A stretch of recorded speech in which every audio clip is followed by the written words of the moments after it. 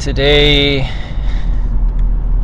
is Friday, September 13th, 2019. Last night was the third of the 2020 Democratic primary debates, which included 10 candidates.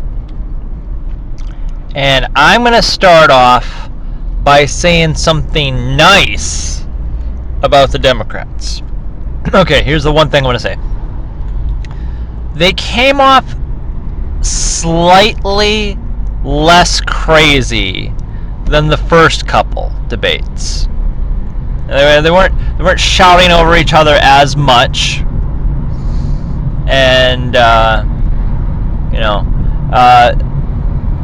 that was pretty much the nice thing I was going to say. I mean, it's like, as one person said recently, the Star Wars movie Solo did not suck that badly if you went into it with really low expectations. You know, having seen the absolute craziness of like Julian Castro talking about the importance of paying for abortions for men and things. I mean, things just, there was some craziness in the first couple debates. But holy wow, where do you start? I mean,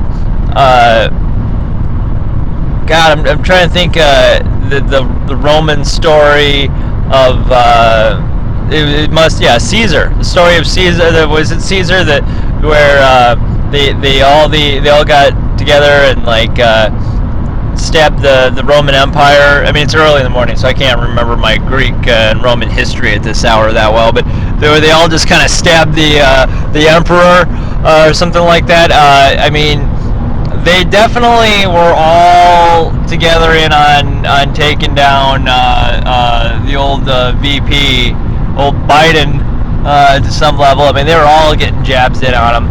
But I mean, the whole thing is so crazy as to how they even picked, okay, these are the 10 that are getting in, and then the other 10, 15, technically there are actually over 200 candidates running for the Democratic Party, but the media's only covered about 20 something of them this year. They never let Mike Gravel or the guy from Florida, or there's a handful of candidates that never got into the debates to begin with. But how they decided that Tulsi Gabbard, who does, she gets respect even from people who don't agree with her all the way. I mean, there are libertarians and I'm sure some Greens who can respect the things that Tulsi Gabbard's talking about.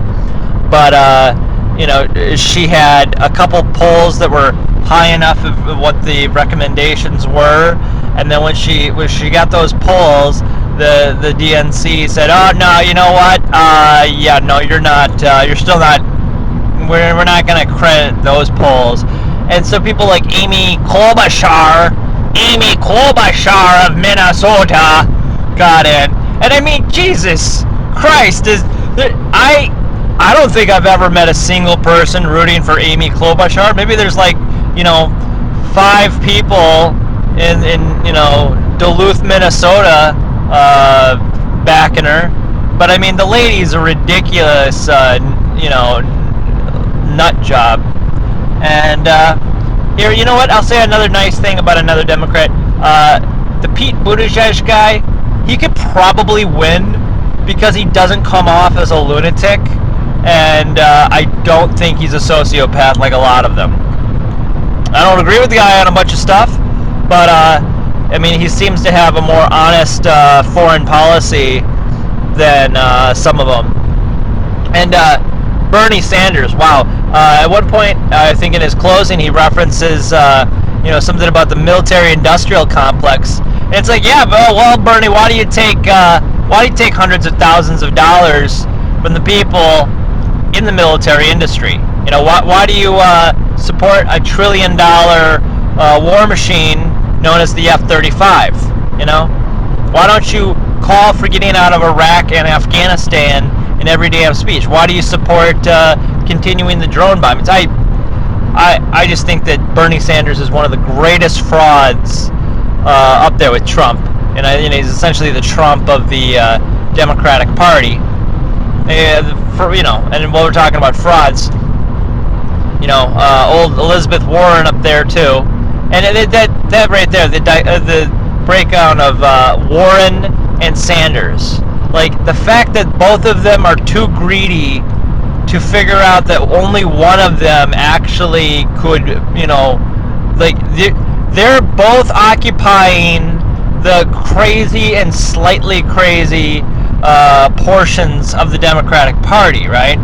So they need to flip a damn coin if they want to win.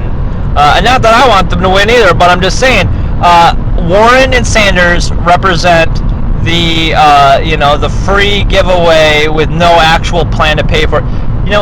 It'd be one thing to give away free stuff if you had a plan to pay for it, to find the money. If you were saying, all right, we're going to cut $1 trillion from war on drugs and incarceration and this, that, and the other. We're gonna save $1 trillion here, and then we're gonna give that $1 trillion away in a different form. That'd be one thing. But Warren and Sanders represent definitely the free stuff. It's not the hard left Democrats of 15, 20 years ago that were talking about civil liberties and peace and diplomacy and real stuff. It's free stuff. But anyway, Elizabeth Warren and Bernie Sanders, what they represent is like this dumb part of the party, right? And together they represent 30% of these polls. So, the thing is Biden, who's also been about in the 30% range of this stuff, it's like if Elizabeth Warren were to drop out and become Sanders VP, or if Sanders were to drop out and become Elizabeth's VP, and really, with the whole identity politics thing, he'd have to be the one to really drop out and get behind Elizabeth, because, ladies first, and probably work in his favor.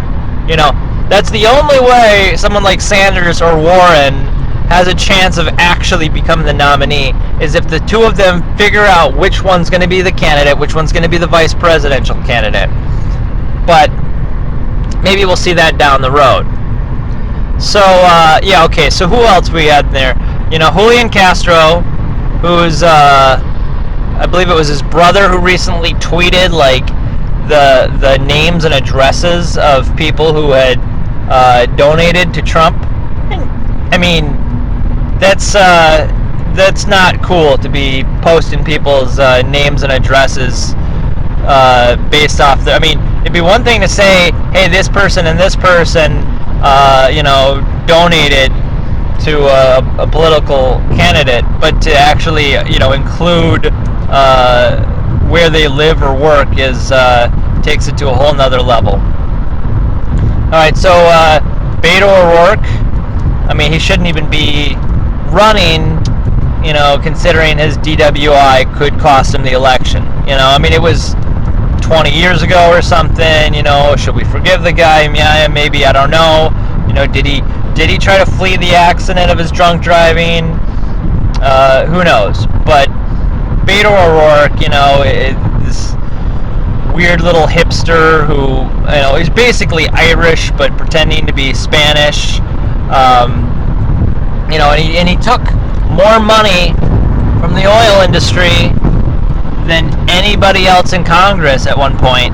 I mean, literally anybody into the entire Congress. He took more money from the oil industry. He took more than any, buddy in the Congress or Senate, except for Ted Cruz, who beat him in that, which is ironic. Ted Cruz was the only person to take more money in oil, oil money, which is that's hilarious. And Cory Booker, I'll give him credit when he brought up, the veterans and homeless veterans. That, was a very important thing that he was talking about. But, that guy he claims that he's not taking political action money or corporate money or whatever, but he's definitely taken corporate money from the pharmaceutical industry in the past. And I'll say something nice about Cory Booker. Fraud, but maybe not as bad as people make him out to be. He's in his own words. He said he's Spartacus. He's a little emotional. Okay, who else? Oh yeah, Andrew Yang. Got the Andrew Yang. Yeah, okay, we get it. You want to give away $1,000 a month. All right. Besides the fact that we're probably not in a position to be doing that, considering we have a $21 trillion deficit. All right. There's no way that you're going to get the Republicans to go with that. Even if the Democrats had a super majority in the House and Senate, you're still not going to get the Democrats to do it. It's a pipe dream, and the whole freedom dividend thing is one little catchy little thing, but it's not going to work. And if you're really looking to Andrew Yang, he's got some other bad policies too. And okay, so Joe Biden. Oh God, Joe Biden. If it turned out he was a robot or some sort of cyborg or something, I wouldn't even be surprised. Because the guy, holy crap, he was just falling apart, just epically falling apart.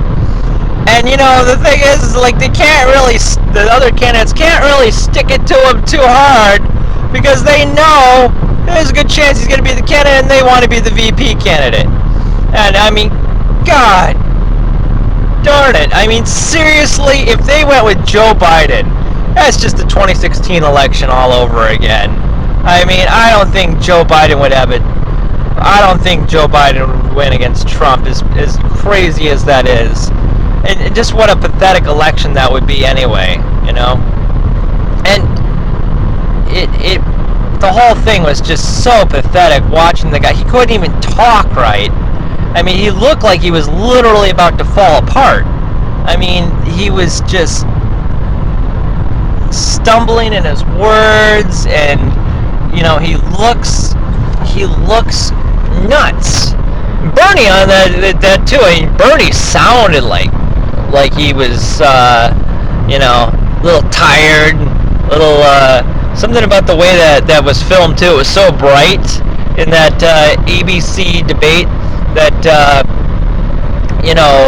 it really highlighted the age of Bernie Sanders and Joe Biden. And then Kamala Harris. I'll give her this. Here's another nice thing I'm gonna say. She's a great bullcrap artist. If you didn't know about her history as a anti-drug DA, state attorney general, who once goes off and makes speeches at the APEC summits, and she if you didn't know her history, and oh God, could she come up with just 5 or 10 more silly little I don't know, they're jabs or these really terrible jokes she makes. She's always trying to do a little catchphrase joke, we Americans are seeing a food fight, and we want to see who's gonna put food on the table. It's just cringy. You know, it reminds, every time she does one of those, it reminds me of Hillary doing her, oh, it sounds like trumped up trickle down economics or something, you know, whatever the hell the damn quote was. I don't like Trump, but god damn it, watching him in that one debate where you know, Hillary managed to pull off that, trumped up trickle down economics, and he just goes, oh, was that was cute. That was cute. Did you come up with that on your own? There were some times watching those debates where Trump just laid into her, which is just, they were hilarious. I'll never forget watching that moment in the debate last year. Well, God, 2 years ago was it now? God, was it? No, it's 3 years ago. 3 years ago, that debate. 2.5, 3 years ago. It was 3 years ago when Hillary made the comment about, well, we're lucky we don't have somebody like Donald Trump in the White House, and he just goes, yeah, because you'd be in jail. I mean, mic drop. He should have just dropped the mic and walked off, you know. I mean, then again, he should have never ran for president, but you know. Yeah, I mean, so I feel like I've probably talked about 8 or 9 of the 10 people who was up there on that stage, and you got the Julian Castro, Francis O'Rourke, the Irish, I call him the Irish Taco, Biden, Harris, Sanders, Warren, Buttigieg, Yang, Klobuchar. Am I missing somebody? I mean, that's honestly, I mean, if they were in the debate and they're that forgettable that I can't even remember who they were.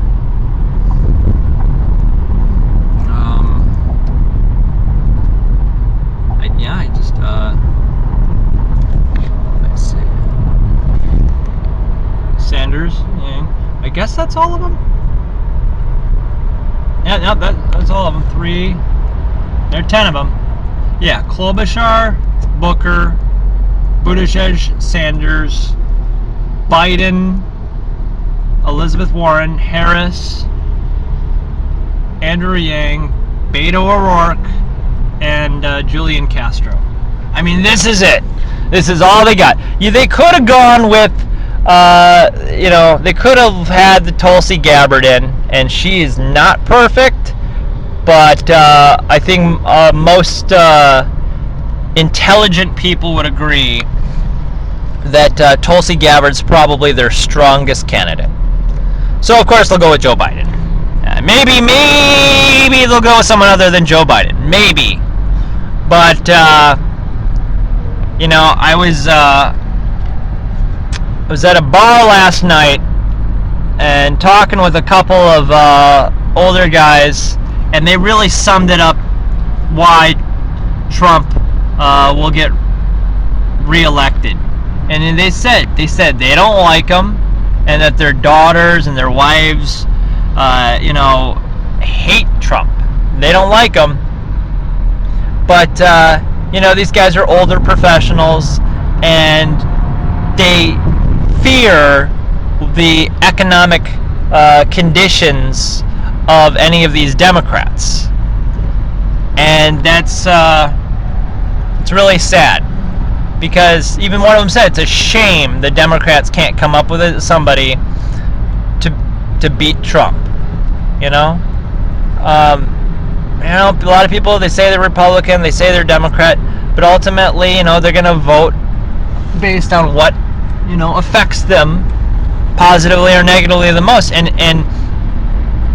that's just insane that, we talk about poor and middle class and the rich, but it's not as simple as 1, 2, and 3, There's a lot of guys out there, a lot of people out there, they fall in that bracket of 100,000, under $1 million, and they're greatly affected by taxes and this and that and regulations and so forth, and they don't want somebody who's going to take a bunch of their money, so they're going to vote for somebody that they don't like a Republican.